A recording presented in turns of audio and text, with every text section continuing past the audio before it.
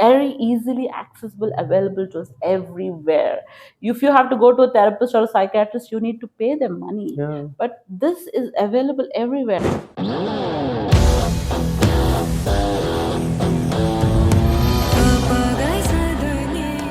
Very good morning, Good Dr. morning. Safia. How are you doing today? I'm great. Weirdly, I have been given a topic which I myself did not understand. What is the connection between display and broken hearts? So it's important for us to know what it means to have a broken heart. So I chose this topic because of one of the personal experience I've had recently. So I was going through a phase of grief, and I was literally thinking, what is left for me? And I was literally broken that day, and a child came by, a 4-year-old, and started playing with me. For some time, I forgot actually I was in grief, and I was playing with the child. Later, I realized my mood has changed. So that's when I realized this can be such an important tool for anybody going through pain. And I thought this needed a voice, and people should know that play can have a transformative impact. So that's why I thought about this weird topic of play and brokenness. So when we say play can be any playful activities. It can be any outdoor activities, indoor games, board games. So is that how you are linking play, or is this a normal play like from play, so let's imagine you are looking at someone playing. Let's say, what imagery comes in your mind when you think about play? Any play, like being engaged with something. So what happens in that? Let's say two people are playing. So what happens? If you ask me, genuinely being in mental health, endorphins, dopamine, reducing cortisol. Forget about all that. Imagine two people playing. What do you hear? What do you see? Social interaction. What are they doing mostly? They are talking to each other. They are socializing, engaging. They're laughing. They're smiling. They are maybe forgetting their identity to some time. Right? They are not their role. They are not in their uniforms. They are kind of laughing, smiling. So play need not be. So that's the unfortunate thing that has happened to society today. We have structured play so much that it has to look a certain way. We have kind of manicured it to a point that it has to be under a coach and things like that. But play is much more than that, especially when it comes to mental health and well-being. No, but are there any evidences that play heals? It helps? Enormous amount of them. So much has been spoken about play these days with respect to adults more than children. So another unfortunate thing that society has done is made people who play look less serious. Yeah. Isn't it? That's a miserable situation. Yeah. So if you look at how do you define an adult today? I think if we see it from this prism, who plays lesser than the kid? Who is serious, right? Okay, who is very serious, like if you compare an adult and a child, you see an adult smiling much lesser than a child, right? So we as a schema, we have made adults into people who are supposed to be extremely serious, then only they are responsible. So that itself has led to people having more stress. So they think laughing, smiling, playing around, even when things are serious, is like a crime. So we are losing the art of playing, and that's something which we want to bring up with Mind and Brain to make people understand how play can be played even in a serious situation. No, but are we going to structure it in the sense you are going to bifurcate this into art, then playful activities, then anything? Or how? I mean, what act of play we are doing is different. Okay. Now, I may be playing a board game, may go for a trekking, or I may be playing golf. That's different. That's the form of play. But then what it brings in is what is our motto. Like, no, but how do we see the outcome? How do we have the metrics to measure if there is an outcome therapeutically? How you feel. Okay. That's a metric. So if you feel good, that means it's working. See, play brings in now let's say someone is going through grief. Someone has kind of started feeling that they've lost everything. They have nothing more to look forward for. If you can generate a platform where the individual learns to be themselves, connect with their inner child, and have an identity beyond their brokenness, that is a platform for growth. That's like a fertile soil for a new growth. So that's what we are looking at. Mm-hmm. Now, from the experience, your personal experience, do you have any anecdotes or any patient stories where we can prove play has enormously helped people to get off of the mental health issues? Very much. So I think one of the tools many of our patients with chronic issues have used is the play. They may not know they're using play as a modality, but then they have been using. Some of the experiences that I've had is with recently one mother, she lost her son who was 13-year-old. And loss of a 13-year-old son, he was a bike riding enthusiast and he was learning the bike and he died. He was the only son and she lost him in the pursuit of his passion. Yeah. To deal with the grief, mother definitely went into withdrawal and shock. But the way she came out was so beautiful that she started sponsoring bikes to underprivileged and she started biking with them. Wow. So to relive a child's passion through somebody who can't probably afford it and to be able to see the joy in someone else, she made her pain her cure.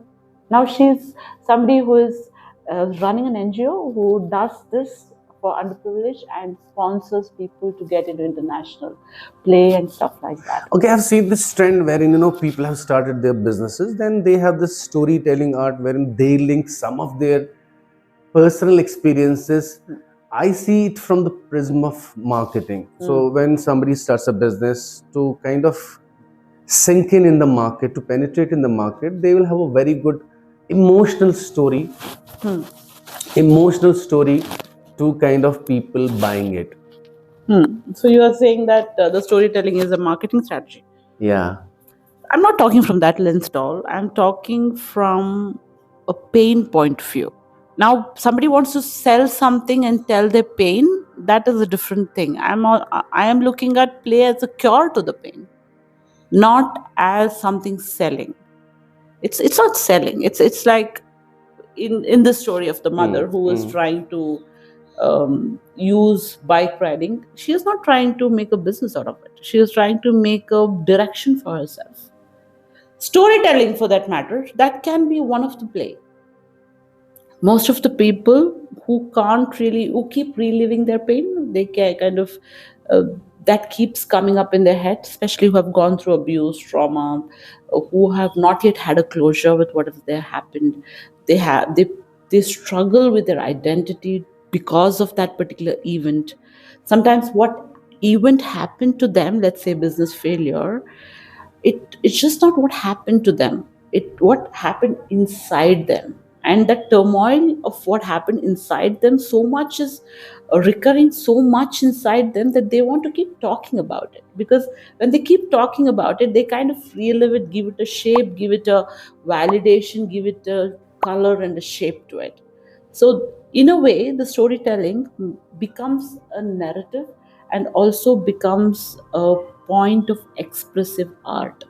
The story itself becomes an art. Can we call it a continuous coping mechanism? It is. It is a continuous coping mechanism until there is a growth through that. So that's what we are looking at.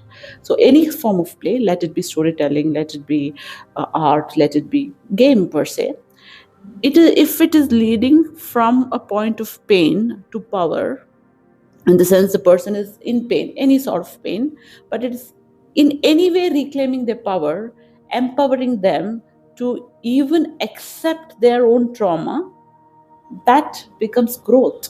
And that is what a play should do for that individual. That's what is the context of today's topic. As we know, people who are depressed, the biggest symptom, if I know it correctly, they have lack of interest. So how do you expect a depressed patient to, in the first place, how do we drag him? How do we kind of persuade him, convince him, okay, let's play? So play has a broader understanding when it comes to connection. So we need to see he may not play football, or he may not come and play a typical play which we are thinking of. Maybe let's play, go out, or trekking or something. Mm-hmm. But we need to see what aspect of him is accessible to us. It need not be play in the structure. It could be play through creativity. Okay, let's talk about your childhood. Let's see what memory of you, what this play. This is play. So this is play in mental health. So this you don't edit. So this is play. So when something happens spontaneously, the accessibility of things, like let's say we're talking about depressed patient. So every aspect may not be accessible. I got so when I'm sad, I'm dying, if you come and tell me let's go for trekking, I may slap you. So that is not what it is. So there are aspects which may be accessible to us in that person. It could be, let's say, let's have coffee together, the smell of the coffee. We could start with, what do you remember when you smell a coffee? We need to see what aspect of that individual is accessible. The example that I told you, when I was not in a good mood, a child came and played. What was accessible was the child's innocence, which pulled me to play. So there is some aspect which becomes accessible about that individual. So we need to figure that out. It could be in the form of physical play, like you play, like you go and do physical activity like movement.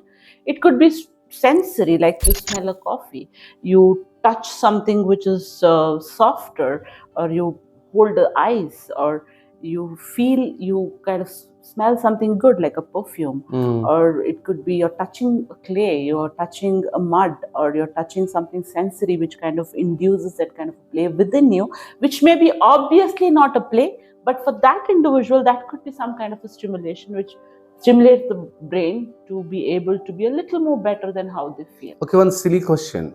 Can sleep be a play?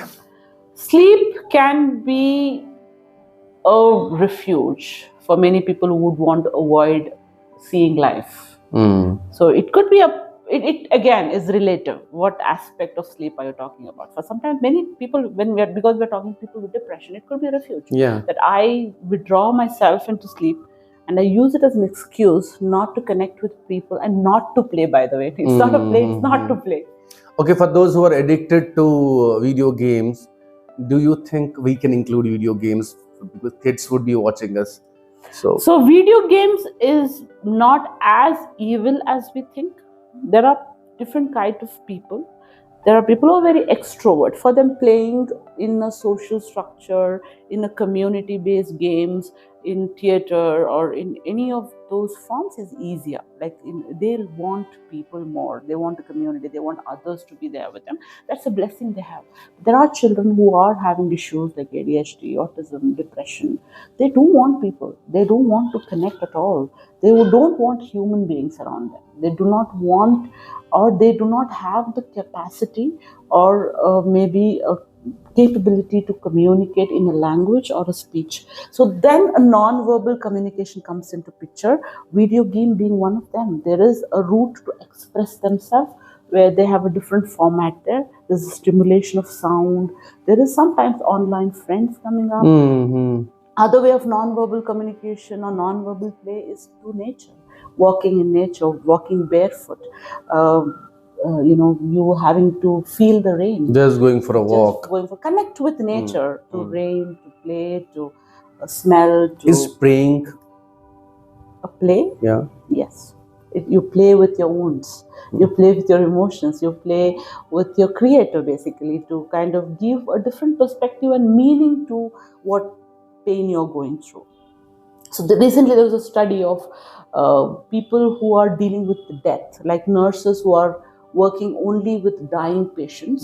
So there was burnout in such group of people when they were looking at terminally ill, and there was a play created for them where they had to express and they have to find a relationship they had as a professional, and behind their uniforms the human, what, how did they connect to death. So this was kind of conducted in the form of a play where a conversation with God about life and death came up as a play. So when we give a structure to pain, like death, like suffering, like trauma, abuse, like a loss, a grief, uh, it makes it easier for us to kind of control the pain rather than pain controlling us. So that narrative of me having to structure my pain into a play or into a character makes it easier for me to relate to that emotion, whichever emotion that person is going through, let's say grief or a betrayal or any of that. It makes it less, the pain becomes less powerful and you become more powerful because now you are narrating it as a story. So, or as a play. So that's what I'm talking about, the play in Broken Heart. So when you are having any emotions and you're going through any of those pains and you're not able to really relate to it, you kind of give it a shape or a structure or a form to make it more accessible to you. Are there any, if you talk about the challenges, are there any chances of addiction to play? Yeah. If it is play is giving you power, addiction is good. And if you're talking about play that you're playing football all the time and doing nothing in life, then that's an addiction. No, if it hampers your daily activities, as in you're playing only, that is a different play you're talking about. I'm talking about a different if play. If it is a silly play, if it is like art, if it is a normal play, it's not outdoors, it's not indoors. It's just a play. So you think this play itself becomes you're kind of making it only the thing and you're not doing anything else. So definitely it can be because you're validating your pain point to some point and then you keep doing that. But that's where it's all about. When you play, you are supposed to grow. You're supposed to empower yourself. You need to now look into the realities of your life which exist rather than which does not exist. So when you are talking about a painful journey of a broken heart, there's some kind of a loss. There is something which is absent in that person. So now we need to see what is present and what I'm supposed to do. Okay. In your hospital, do you have any structure wherein, along with therapies and medication, you have play activities, or you have therapies where you talk about play as a tool, as a mechanism? So as we grow therapeutically, I think playfulness or the ability to find small window of joy within whatever pain an individual is going through, that's a skill I think as a therapy we need to bring about. So that is something which is a motto of the therapy also, because we may not correct everything, we may not be able to correct whatever is, we can undo many things in our life, that we may have to live with the fact that it is like that. But then if at all we are in the position to open a small window of joy and the skill to be able to find that fragrance, the smell and the beauty of playfulness in whatever way is accessible to that individual, that's a power by itself. So we definitely give a structure to it through in the name of play therapy, music therapy, water therapy, sound therapy, light therapy. A lot of things is coming up in mind and brain. Yeah, these are those small things, but do you feel that they also help you therapeutically, cognitively? Very much. That's what we are coming up with a department which is going to use different elements which is like it is easily accessible to us, like water, sound, light, movement, dance, smell, fragrance as a tool of therapy and play. I am seriously intrigued with the way you are kind of portraying what all you're starting. Looking forward to all those departments. Okay, now this is a play I'm going to have, a small play which I want to show how play is powerful. Okay. So you need to now give any character. Let's say a person is coming with a broken heart and you have to give a character to it for a play. What could be a character? Okay, in the sense like what character he's playing? No, what character will you give that person? So the person is broken, is coming crying. What character would you choose? Sad person, maybe, like, So like if you have to, in the form of animal, if you want to give a character. That way. To, let's say this is a game we are playing now. So you need to you want me to tell what kind of animal I can give an analogy in? Analogy for a person who is broken. Mm, maybe a cat, Why? a sad cat, Why? because I would relate it to one of the cats I have, near to our house. She'll be always sad, sitting, sleeping, yawning.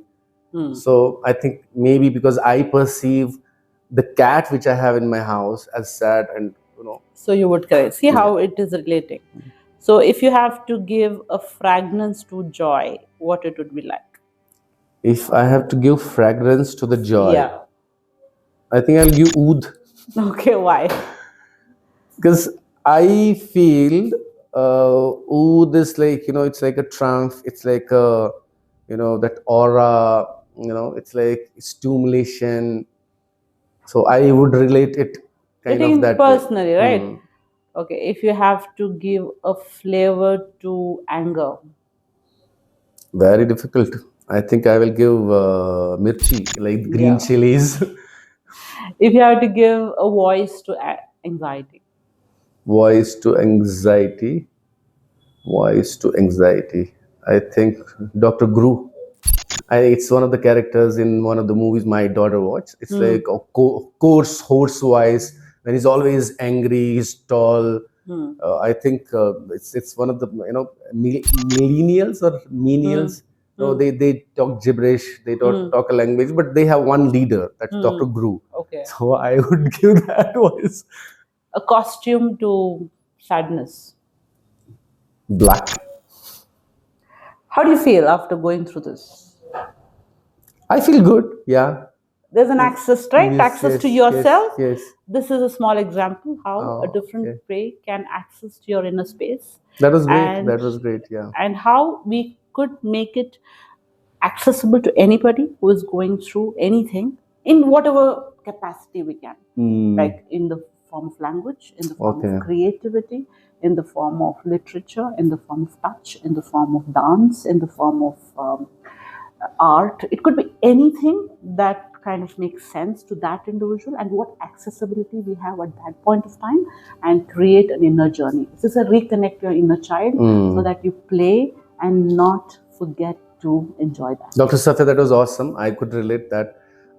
And you gave a live example wherein, you could actually make me feel how a small talk, maybe a small play could, help a person lose his identity, maybe temporarily for a moment.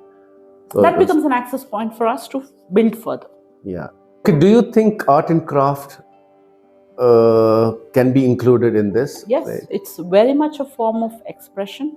Sometimes when we can't talk and we cannot really attach to people, or we do not have the safety point, the trust point to talk about whatever we want to talk about, art becomes a playground where you kind of express through colors, to movements, to pictures, to kind of a symmetry, to beauty, to aesthetics, to be able to express our inner grief or inner unattended area. So Psychological, I'm sorry I'm cutting you off. Psychologically, I think there are some tests wherein you ask the patient or your client to draw a person, or maybe they can just scribble.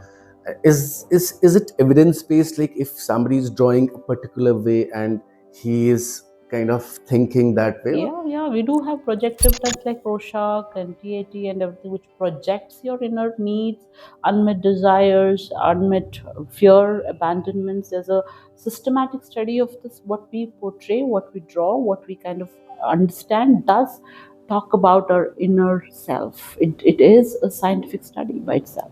Okay. How about music, ma'am? Definitely, it's completely sensorial. It's language based, tone based, rhythm based.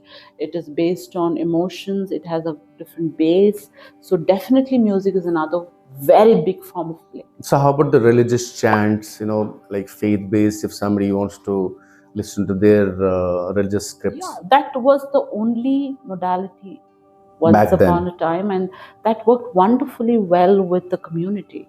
And we have very unfortunately lost that ability to reap the benefits of it. It's absolutely wonderful if somebody could chant read out the scriptures beautifully, if they can relate to the context of the scriptures, if they practice it on daily basis. Most of the religion encourages that kind of rhythmic practices, and which has to be incorporated in their daily life.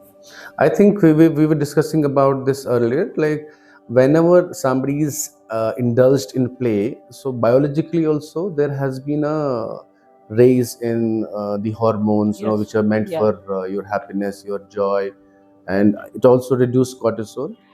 Anatomically speaking, when there is a play, there is first is when you play, you smile, you laugh, there's a kind of an attachment which increases the oxytocin level, which reduces the stress, which improves the ability of learning in the brain.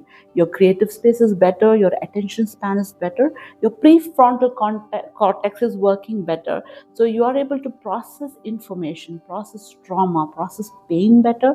And the more you're able to express better, you are basically negotiating with yourself, you're kind of dealing, which leads to healing. So play has a lot of anatomical changes like cortisol, you said, dopamine, and structural changes, the limbic system itself. So a lot of changes happens, and the mirror neurons are affecting where, like, let's say I am talking to you, you're in a different emotion, I'm in a different emotion. I'm sad, I'm upset, I want to die, and you are in a high mode. There's a mirroring happening, and some kind of a transfer that happens, and it helps in the other person kind of elevate themselves. So the connectivity, the community part of it, the ability to attach part of it does have a therapeutic benefit. Okay, great. This was amazing. How strangely we have kind of undermined play. We don't know the importance of very easily accessible, available to us everywhere. If you have to go to a therapist or a psychiatrist, you need to pay them money.